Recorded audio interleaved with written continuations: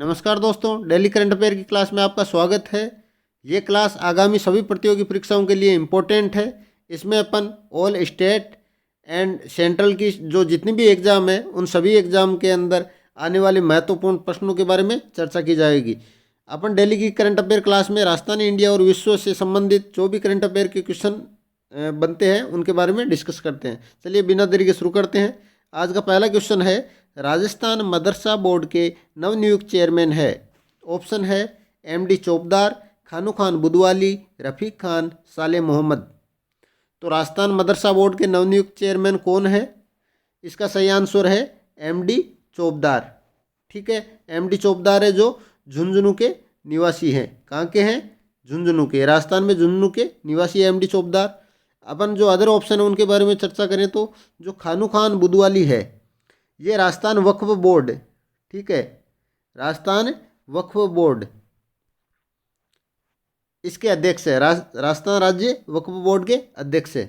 रफ़ीक खान और साले मोहम्मद ये दोनों कांग्रेस वर्तमान सरकार के अंदर विधायक है। रफ़ीक खान है जो अल्पसंख्यक राज्य अल्पसंख्यक आयोग के अध्यक्ष है। ठीक है, राजस्थान अल्पसंख्यक आयोग के अध्यक्ष हैं। ये चारों ही ऑप्शन इम्पोर्टेंट है। और जो साले मोहम्मद है वो राजस्थान में मंत्रालय है, अल्पसंख्यक मंत्रालय राज्य सरकार में, तो अल्पसंख्यक मामलात के मंत्री है। ठीक है, अल्पसंख्यक मामलात के मंत्री मिनिस्टर है साले मोहम्मद। ठीक है, एमडी चौपदार मदरसा बोर्ड के चेयरमैन हो गए, खानू खान बुदवाली वक्फ बोर्ड के चेयरमैन हो गए, रफ़ीक खान है जो राज्य अल्पसंख्यक आयोग है उसके अध्यक्ष हैं, और साले मोहम्मद अल्पसंख्यक मामलात के मंत्री है। ठीक है, पहला क्वेश्चन कंप्लीट हुआ। अगले क्वेश्चन की ओर चलते हैं। दूसरा क्वेश्चन है, आईसीसी महिला T20 वर्ल्ड कप 2023 का आयोजन कहाँ होगा? ठीक है, ऑप्शन है भारत, ऑस्ट्रेलिया, दक्षिण अफ्रीका, इंग्लैंड। तो दोस्तों आईसीसी महिला T20 वर्ल्ड कप 2023 का आयोजन कहाँ होगा? दक्षिण अफ्रीका में। ठीक है, अभी अंडर-19 महिला T20 वर्ल्ड कप का आयोजन भी दक्षिण अफ्रीका में हुआ था जिसमें भारत विजेता थी। ठीक है, भारत विजेता थी। भारत ने किसको हराया था? इंग्लैंड को, अंडर-19 T20 महिला वर्ल्ड कप में। ये भी दक्षिण अफ्रीका में आयोजन हुआ था। और अभी जो T20 वर्ल्ड कप 2023 है इसका आयोजन भी दक्षिण अफ्रीका में होगा। इसमें कितनी टीमें हिस्सा लेगी? 10। ठीक है, और जो इससे पहले जो T20 वर्ल्ड कप का आयोजन हुआ था वो कहाँ हुआ था? ऑस्ट्रेलिया में। ठीक है, 2020 में। उसमें विजेता कौन थी? ऑस्ट्रेलिया। ठीक है, तो आईसीसी और आईसीसी का मुख्यालय, आईसीसी का मुख्यालय कहाँ है? दुबई में। ठीक है, क्रिकेट से संबंधित है। आईसीसी विश्व की वो जो सर्वा है क्रिकेट की, वो है आईसीसी, इंटरनेशनल क्रिकेट काउंसिल। और जो भारत की क्रिकेट की सर्वा है वो है बीसीसीआई। ठीक है, दूसरा क्वेश्चन कंप्लीट हुआ। Next question, FIH president award 2023 निम्न में से किसे दिया गया? ठीक है, FIH प्रेसिडेंट अवार्ड 2023 निम्न में से किसे दिया गया? ऑप्शन है Tayyab Ikram, option B VK Pandian, option C Naveen Patnaik, option D Narendra Batra. ठीक है, FIH के बारे में आपको मैं पहले बता दूं कि जो FIH है, FIH का फुल फॉर्म है फेडरेशन ऑफ इंटरनेशनल हॉकी, यानी विश्व हॉकी महासंघ। ठीक है, तो ये पुरस्कार, ये जो अवार्ड है ये दिया गया VK पांडियन को। VK पांडियन कौन है? VK पांडियन है जो उड़ीसा के मुख्यमंत्री है। उड़ीसा के मुख्यमंत्री कौन है? नवीन पटनायक। उड़ीसा के CM है नवीन पटनायक। इनके सचिव है VK पांडियन है, वो इनके सचिव है। ठीक है, उड़ीसा के मुख्यमंत्री के सचिव है VK पांडियन। और अभी इनको ये पुरस्कार क्यों दिया गया? क्योंकि जो हॉकी वर्ल्ड कप 2023 है इसका आयोजन हुआ था उड़ीसा में। कहाँ हुआ था? उड़ीसा के अंदर हुआ था। और इसके अंदर चैंपियन बनी थी जर्मनी, ये याद रखना आप।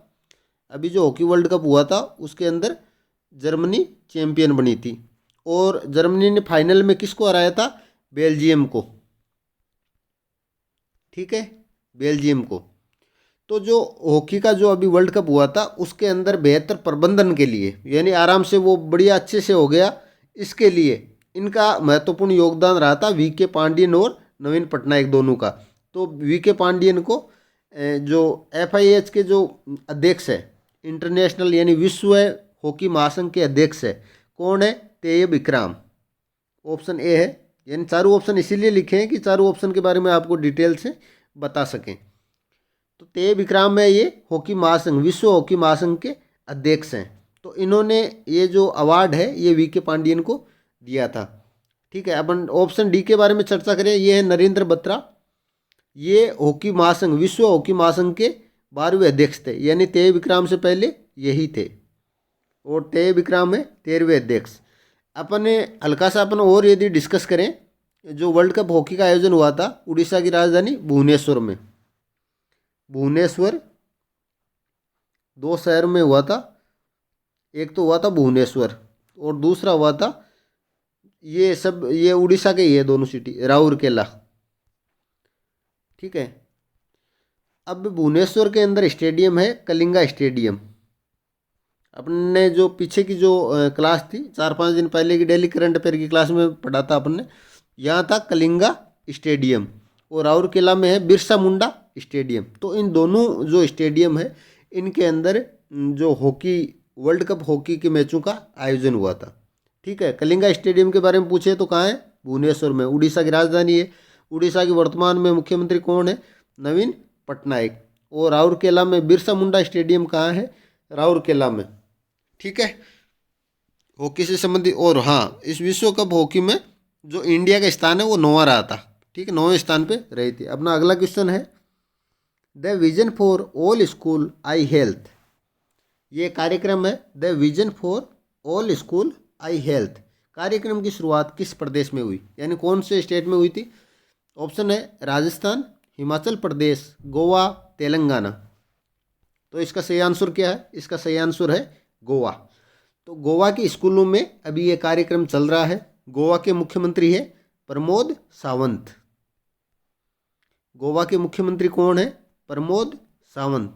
दोस्तों आप नोट कर लीजिए, ये आने वाली जितनी भी एग्ज़ाम है उन सभी एग्ज़ाम, चाहे वो रीट की हो, चाहे जो अभी CET का सामने जो एग्ज़ाम 4 तारीख से एग्ज़ाम है उसके लिए हो, चाहे LDC के लिए हो, चाहे आगे जो भी UPSC RPSC की जितने भी एग्ज़ाम है, सभी एग्ज़ाम के लिए अपनी जो डेली करंट अफेयर की क्लास है वो इम्पोर्टेंट है। इनके अंदर अपने को, मैं आपको कुछ ही क्वेश्चन आपको पढ़ाता हूँ, लेकिन वो सभी क्वेश्चन है वो इम्पोर्टेंट है। ठीक है, तो गोवा में इस कार्यक्रम की जो शुरुआत हुई है, और गोवा के मुख्यमंत्री है प्रमोद सावंत। ऑप्शन आपको चारों दिए हैं। तो राजस्थान के मुख्यमंत्री है अशोक गहलोत जी। हिमाचल प्रदेश में अभी चुनाव हुए थे तो उनके CM का नाम भी पूछ सकते हैं। तो हिमाचल प्रदेश के जो CM है वो कौन है? सुखविंदर सिंह सुक्खू। सुखविंदर सिंह सुक्खू, ये हिमाचल प्रदेश के मुख्यमंत्री है। और तेलंगाना के कौन है?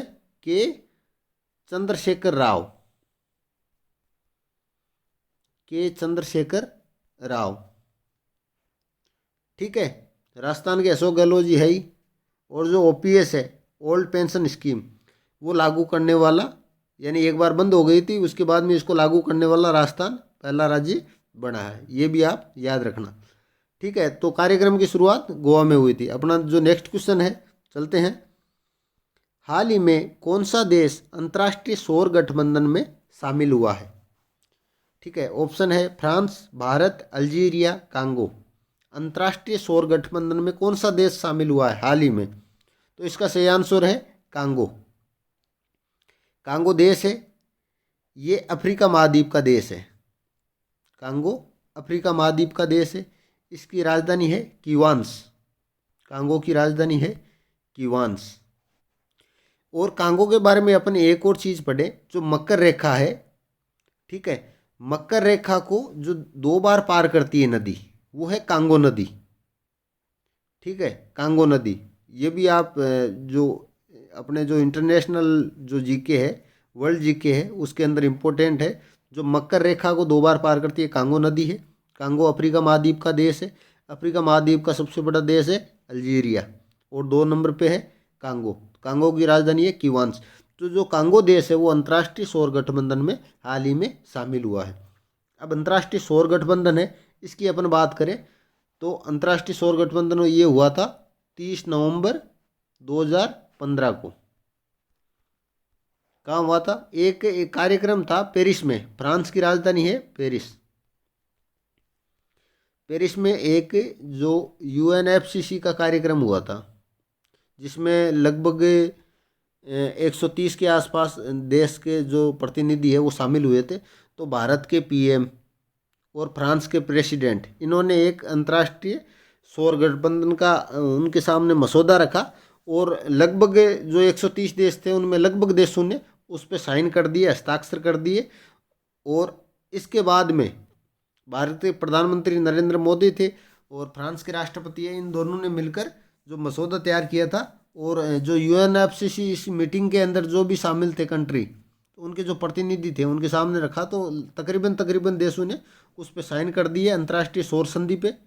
ठीक है, 123 या मेरे को जो आंकड़े हैं वो अभी कंफर्म नहीं है, लेकिन तब से उसके बाद में लगातार कई देश हैं वो भी इसके अंदर शामिल हुए हैं।